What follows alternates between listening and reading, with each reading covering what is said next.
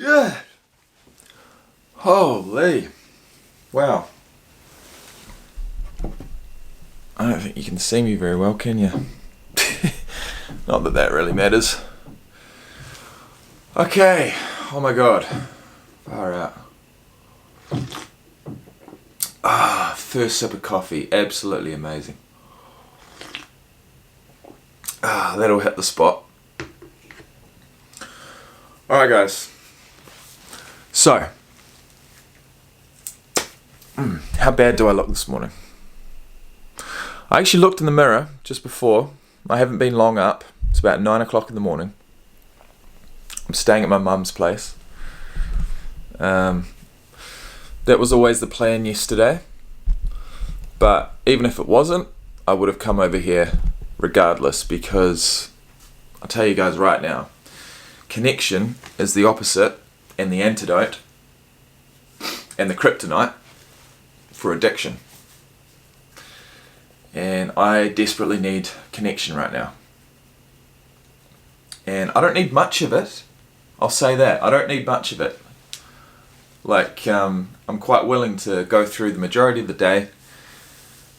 But when it gets, I don't know, 3, 4, 5 o'clock in the evening, it is nice to have someone to sit with or talk to. And that's not normal for me.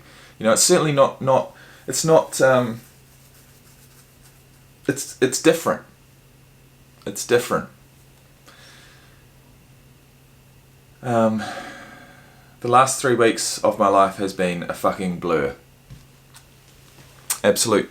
I wouldn't call it chaos, but chaos inside here. So let me just talk about yesterday being, I want to call it day 2, but I'm not going to. So it was day 37, but day 2 of my second stint at sobriety. And the morning was pretty good, pretty productive. I made yesterday's video. I edited up a couple of other ones. But when it came to about 3 o'clock in the afternoon, I started getting these headaches. I started getting headaches. And I tried to hydrate myself throughout the day. I'd had, 3-4 litres of water, probably. But it just wasn't enough. And I couldn't shake this headache, and then it'd go away for a little bit, and then I'd notice it again. And I didn't take any painkillers or anything like that, but that was definitely a symptom that I was feeling. And at about 5 o'clock, I was really tired. I started feeling really tired, and I started feeling anxious. And anxiousness for me, yes, the fleeting negative thoughts and the thoughts that, the world's against me and a glass half empty rather than a glass half full. Those are some thoughts that go through my mind when I've got anxiety. But the physical symptom that I have is a pounding heart, a pounding chest. And it's a heartbeat, and a very strong heartbeat that I can't seem to stop thinking about.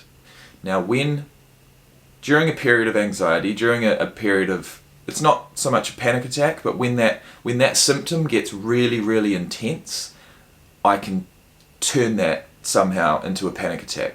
Somehow it manifests into like this 10-second just rush of just total panic, thinking I'm going to have a heart attack because my heart's going crazy. But so that's a symptom I've had over the last couple of days, and most certainly last night as I was lying in bed. I just couldn't shake it.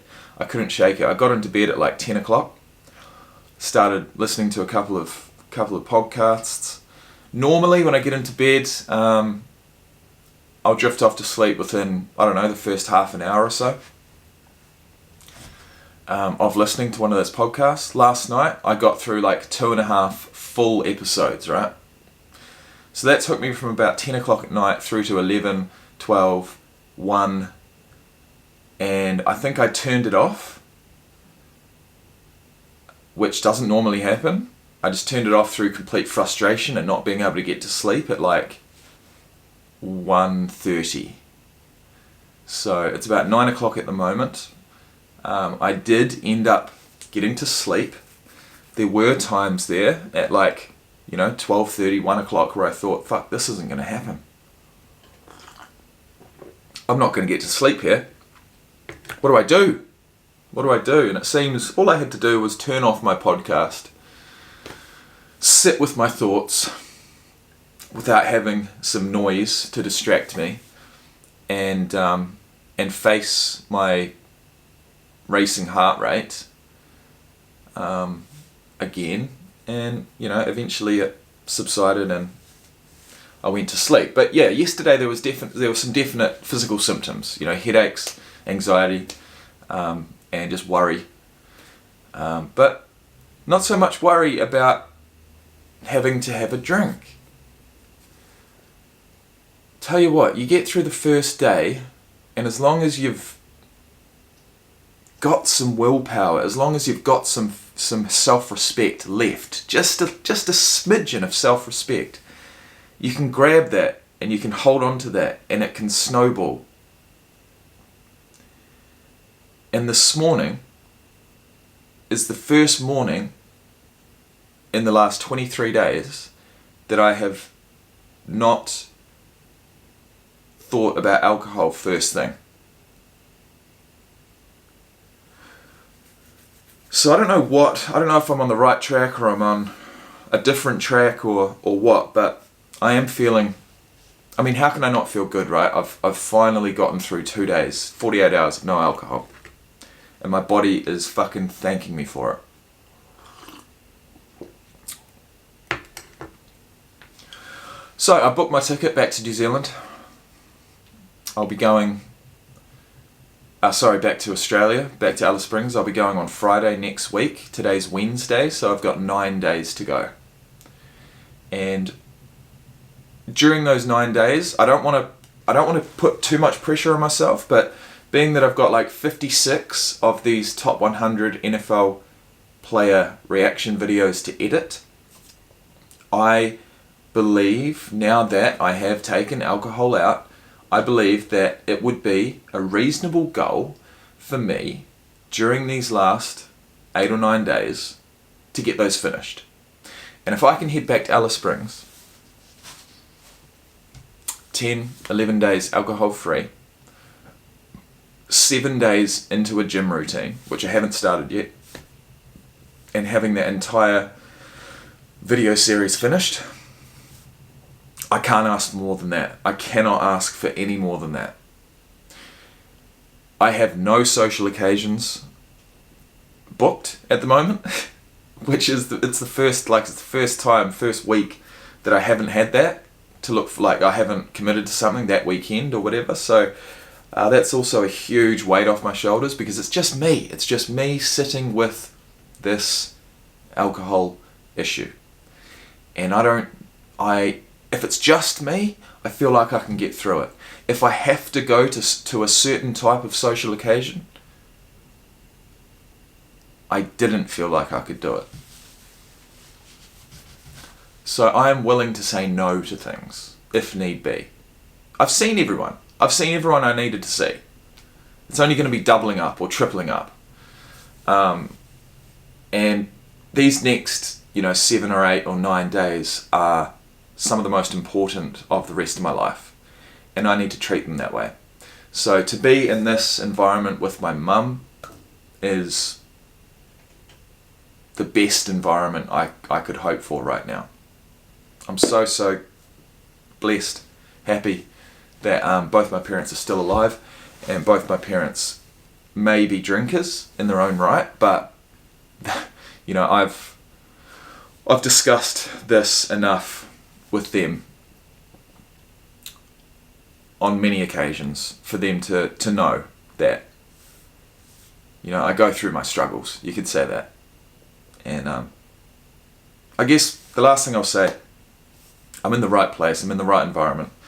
But the last thing I will say, and I'll check in with you later to let you know how many videos I've edited, because I do have a nice wee space here. I just love this bedroom, eh? When I got into bed last night, I thought, I had a big smile on my face.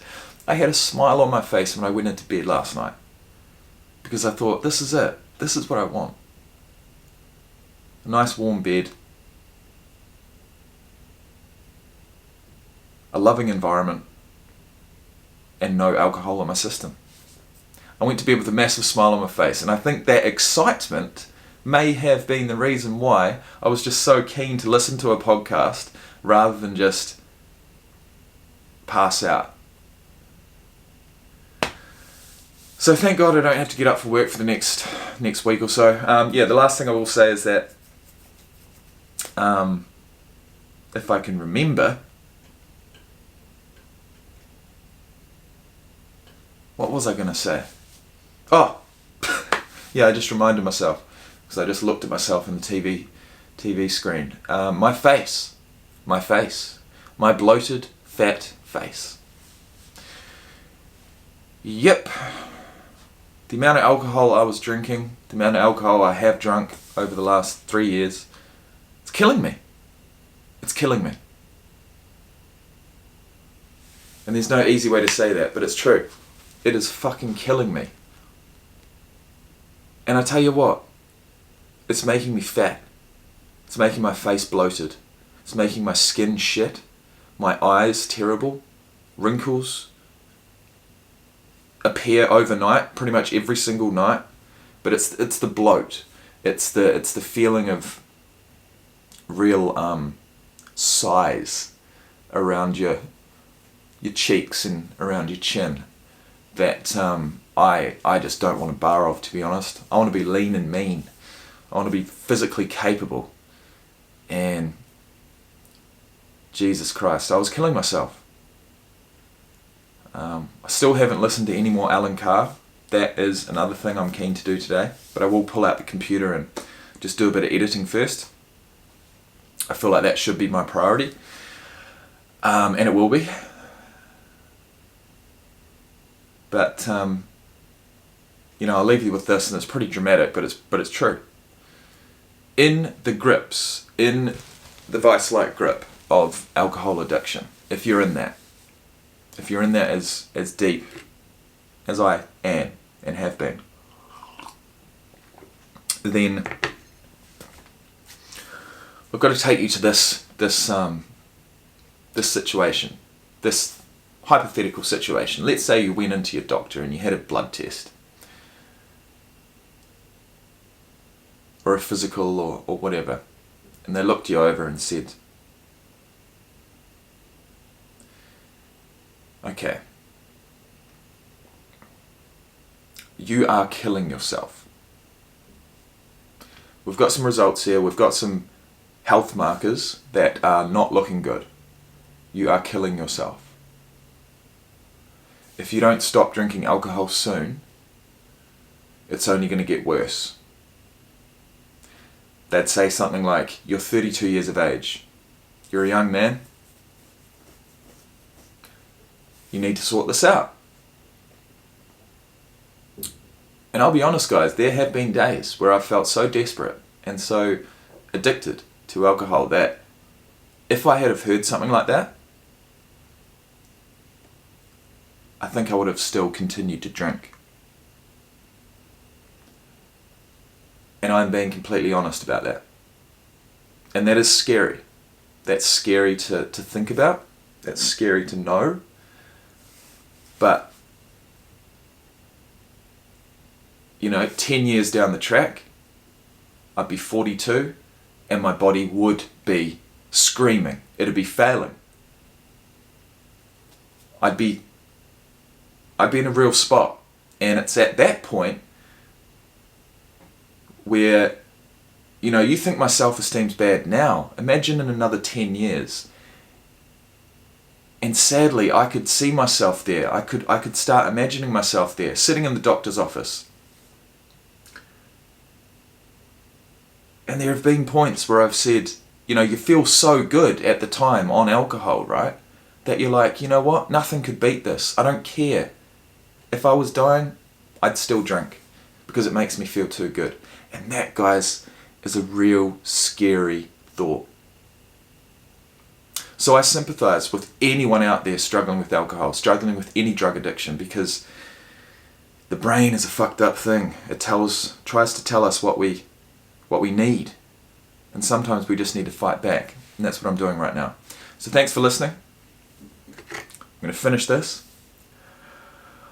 Oh, I've got goosebumps. I'm really excited for today. Really excited.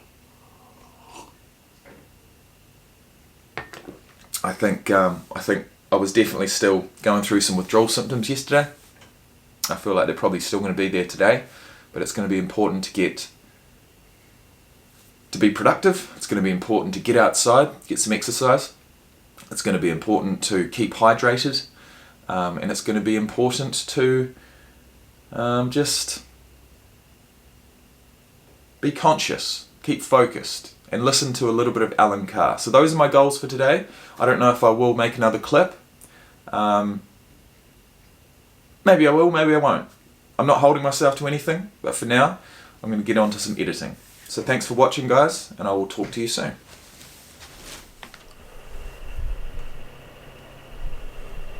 Wowee.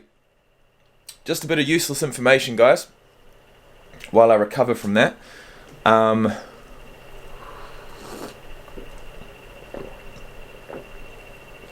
What do you reckon? Looks good, right? Tastes good too. My resting heart rate, guys. Resting heart rate. Last night, 46 beats per minute. Can't go wrong with that.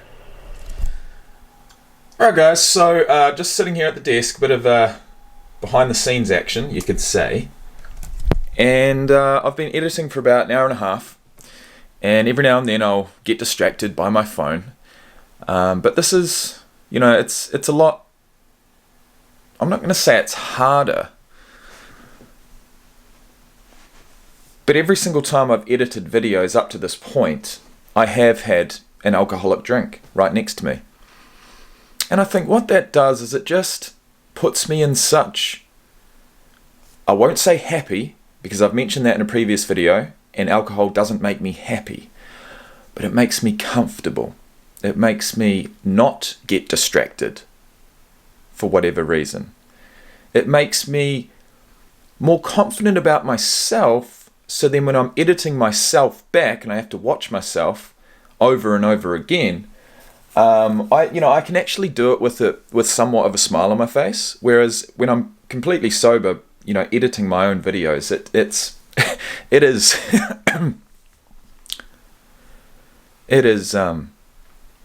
just not the same. It's not the same. And my staying power just isn't there, okay? So I guess what I can be grateful for is the fact that I've already edited 45 videos. I've done another 3. That's 3 more than I had done this morning. And so what I'm going to do now is I'm going to listen to my brain, listen to my body, and have a break. Whether I get back to that or not remains to be seen. But there is one pressing thing on my mind that I cannot shake. And if I don't do it now, I may never do it at all. And that is to get to the gym. I need to get to the gym for the first time in over 3 weeks. And if I don't today, I am letting pass this urge of motivation that I've got right now to get to the gym. I have a pretty foggy head. All right, my brain is certainly not feeling fresh as I'd like. I think I mentioned it yesterday. I expected this whole entire time, through 21 days of drinking every day, I expected that if and when I did take it out of my life, take it out of my body for 24 hours, that would be enough. The next day I'd wake up and I wouldn't have a hangover and I wouldn't feel like shit and I wouldn't feel sick or have any headaches or feel foggy. I just thought very naively that I'd go back to normal life, that I'd go back to the way that I felt on day 14 after being 14 days sober, and it's just not the case. It is not the case. This is a poison. You've been poisoning your body for days on end, and it's going to take some time. But there is one thing, even if it doesn't really help me so much physically, it's going to help me mentally, and that is to get to the gym. Just to have that little win under my belt. Now I'm looking at myself and my eyes feel really like, oh God, I feel like I'm hungover, I'm not gonna lie. It's really pissing me off. I feel it's all these fucking ugly feelings that are rearing their ugly head because I haven't put them to the wayside through the use of alcohol. Like, I'm ugly. I'm looking old. And even though I've taken alcohol out for the last 48 hours, I still look bloated and flushed and tired. It's a drag, man. It's a drag, these first few days. But you got to get through it somehow. And so I'm going to fill the next couple of hours of my time by going back over to my dad's place, picking up my gym gear, jumping in the car, heading to the gym. First thing I'm going to do, guys, is I'm not, weights is, well, actually, who knows? The hardest thing when you're starting any routine is getting there, getting to the gym, putting that tag up to the door, opening it, going through. Once you're in the gym, you can really assess how you're feeling and really assess what, machine or piece of cardio equipment you want to go on. But you've got to get there first. And too much humming and hawing about what you might do once you arrive is only going to put you back and only going to increase the levels of procrastination. And we all know how annoying and limiting procrastination can be. So I'm feeling it right now. I'm going to head back to my dad's place and I will update you as soon as I arrive to the gym and indeed into the gym and get my first workout in around about 23 days. It's about time. It is about time. All right, this is familiar. In the car, haven't even got to my dad's yet. I'm going to take every opportunity whilst driving or walking or, well, basically just those two things. But every time I drive or walk, I will put on Alan Carr. And literally in the first, I don't know whether I'm looking now, because I am convinced that alcohol isn't for me, and I'm 2 days into this. I feel like listening to the book is going to hit a lot more, and so I'm going to take in what he's saying, I think, a little bit more willingly, you could say. And literally within the first 10 seconds of turning it back on, he said something about your pushing through those first couple of drinks. The first time that you drunk, it was foul, that you hated the taste, and you felt like shit the next day. But because of brainwashing of society and peer pressure and just wanting to be accepted, you continued to push through, and in the end it did seem as though it was pleasurable, right? Because you pushed through. And then it mentioned something about the taste, and you not only, you push through, and sorry, I'm trying to paraphrase here, you push through, you build a tolerance to the effects of the drug, but you also build a tolerance to the taste. And that reminded me of the last couple of times that I've had a decent amount of time off, right? So the 30 days, pretty much, that I had off in January and February, and then also the 14 days that I've just had off at the start of this series. And inevitably, when I go back to drink my first Jim Beam and Coke that I've had for a while, it does taste different. It tastes like fucking cardboard, like an old musty taste. It's like a musty, like it's been sitting there and it's gone off type taste. And that taste just simply isn't there after I've had a few days of drinking. It is indeed as if I have built up somewhat of a tolerance to the taste. And that has been very evident the last couple of times when I've had my first drink after a prolonged period of time off. It does taste different. But inevitably, after a day or two, it starts tasting just the same. I just thought that was interesting. Either way, I'm almost at Dad's, so I'll see you guys at the gym. By the way, guys, but that's nothing more than a custom. this is just one of the many incredible rugby fields around here in Christchurch, and I am going to be right there tomorrow practicing some goals. Alright. Now I'm getting excited. Now I know that a life on the other side of 3 weeks of an alcoholic bender is just getting that much closer. Now I know that if I can get to the gym, if I can get a decent workout in, that's the final piece of the puzzle. That is what I need. So I've got my headphones in, got my hat on. That means only one thing. We are indeed off to the gym. I can't fucking wait. It's chest day. In the words of Sam Sulek, it's chest day. Fuck, I'd love to be making those videos, but the thing that's missing in my case is the physique. And that's the thing that's always been missing. I've always wanted to be a fitness YouTuber, right? Well, that's what I did initially want to be. I had a good chance of doing it. Began making videos back in 2014 around fitness. I had a fantastic opportunity to do it, but unfortunately, either, my genetics just didn't play their part. I didn't decide to hop on steroids, and I tried to do it naturally, and unfortunately my physique just never got to the point where it was like eye-catching, you know what I mean? But it did get to a pretty good point.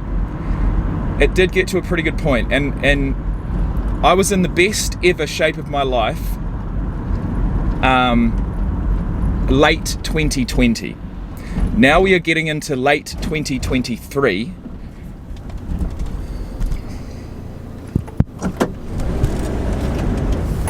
I'll take that opportunity. Now we're getting into late 2023, and it's time for me to, get back in the best shape of my life. It is time. It's fucking time, and I'm gonna do it. Okay. All right. What's happening? The workout's over, and if I tried to explain just how good that has made me feel, I would come up well short. There is absolutely no way through the English language. Well, ask last year's spelling bee winner. There may be, but in my vocabulary, there is absolutely no way in hell that I could ever explain to you guys how good that has made me feel. Of course, I am effectively still withdrawing from alcohol. Of course, my strength levels and my endurance levels are down, but I have had a win. I did a fairly decent chest and bicep workout. I went in there as if I'd had 3 weeks off, but not as if I'd had 3 months off, which I've done many times before. When you go back to the gym, it doesn't matter how much alcohol you drink, the longer you take off the gym, the harder it's going to be to get back into it. Or, I mean, that's not necessarily true, but what is true is the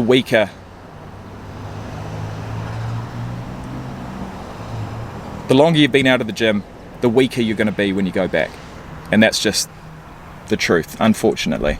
But the faster the strength comes back.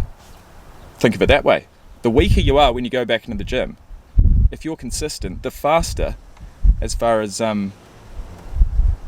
percentages are concerned, your strength will go up. But today, first thing I did was jump on the spin bike for 5 minutes. Then I went on the ski erg, which is a machine in there, a cardio machine, and I went on that for 2 minutes. I don't want to lie. I don't want to give you guys any overestimated statistics here. I went on there for 2 minutes, warmed up the shoulders, warmed up the heart for sure, and then I went into training some chest, and we did cable flies, did about 6 or 7 sets, supersetted with bicep curls, dumbbell bicep curls. So I did a 7-set superset, so 14 sets total. Chest and biceps were well and truly pumped. And then I went over to a seated chest press and superseded that with a standing cable barbell curl. And so I did about 6 sets on those. I was definitely feeling the fatigue. My reps were feeling not as good. You know, I'd kind of got through whatever pump I had, because the workout lasted, or the weights side of the workout lasted a good 45-50 minutes. Following that, I went onto the treadmill, and I had a bit of an epiphany actually. Don't ask me where it came from, but I can give you guys my understanding of it. I was on the treadmill, and lo and behold, right across the road from the gym is a liquor store. And on a normal day, about this time, about 1 o'clock in the afternoon, sun's out, I'd be thinking, fuck yeah. Even if I had some left at home, I'd probably take this opportunity to go over there, spend money I don't have, and buy some liquor. But this time, when I saw it, I wasn't driving past, I was in the gym, on the treadmill. And so that fleeting thought of going over there really didn't exist. I'm not going to lie. I don't know that, I'm certainly not through, you know, I don't know where I am in this 90-day transformation. I'm certainly somewhere interesting, but I'm not at the point where I'm craving alcohol. Certainly not yet. And hopefully that never comes if I keep listening to Alan Carr, if I keep doing the right things. But we'll see. I think inevitably it will. Just got to fight through it. It might come today. It might come because I've just mentioned it. Who knows? Addiction is very complex for each individual person. But, so what I did, instead of going over there, I said to myself, you know what? Why have you been so scared of hitting your legs in the gym? Why have you been putting off your next leg day for fucking years on end? Literally, it's been years. And I thought, fuck it, man. If only one set of leg extensions, if only one. Take your ass off this fucking treadmill, turn around, jump on the leg extension, and just sit there. Even if you don't do any reps, just fucking get on the machine and see how you feel. And I did, and I ended up doing 10 sets. My legs are absolutely fried. Absolutely fried. And I have missed training legs. I have missed training legs badly. That is the one day that I felt as if, you know, I could push and push, because get in the right mindset and the pain goes away. Today, my legs actually started locking up. They fucking hurt.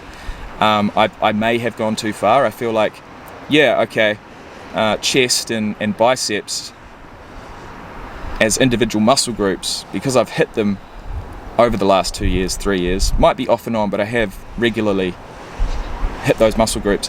The conditioning required to come back to full strength is far less than what's going to be required for my legs, because I only did lightweight, but I made sure every single rep was perfect. But I could just feel this cramp / burn coming on, and I couldn't get rid of it. And that's just because they're totally unconditioned, and that is a complete build-up of foreign lactic acid. And so I'm going to have to be careful. I don't want to push anything too hard too soon. I've got a habit of doing that, but you know, it's been very successful today, and the day's not over. That's the greatest thing. It's a beautiful day here in Christchurch, blue sky, we've got a workout in, I've done some editing. I really can't ask for more than that, but I am going to ask for more than that. I'm going to cook dinner tonight, so that's something to look forward to. And I think I mentioned, actually, in one of the earlier videos in this transformation, I mentioned that the opposite of addiction is giving, and that's why the thought of making a dinner for myself and my mum is so attractive, because it's the art of giving. You know what I mean? It's being kind and sharing and being with someone, connection, something I shy away from, because I don't want to let my boundaries down. I don't want to let my walls down, and I haven't been feeling good about myself. And that's just some straight up real talk.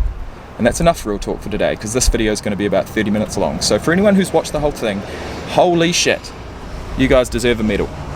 I couldn't have done it. Anyway,